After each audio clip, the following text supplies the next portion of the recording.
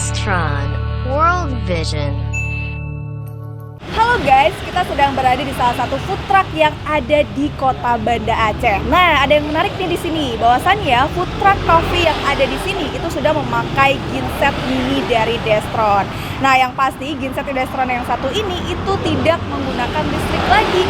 Jadi semua bisa difungsikan, mulai dari blender, dispenser, mesin kopi, dan lain sebagainya. Bahkan lampu pun bisa hidup dengan genset mini yang satu ini. Dan tentunya Anda semuanya tidak perlu menyewa aliran listrik dari orang lain. Dan bisa juga dibuka di mana aja, di kapanpun, dan dimanapun food truck itu berada. Dan pastinya ya mini genset Destron kali ini itu tidak boros minyak, tidak berisik juga, dan yang pasti sangat bermanfaat untuk Anda nih ya.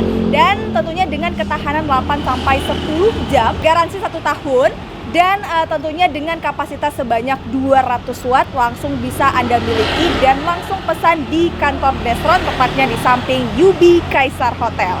Untuk apa beli yang mahal kalau ada mini genset dari Destron?